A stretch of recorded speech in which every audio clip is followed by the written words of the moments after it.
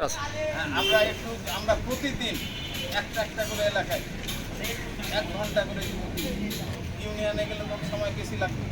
আমরা এটা দিতে গেলে ইনশাআল্লাহ আমাদের আমরা সফলতা অর্জন করব। তোমাদের সকলকে ধন্যবাদ এবং সকলের অংশগ্রহণ কামনা করি। আচ্ছা, সকলকে ধন্যবাদ।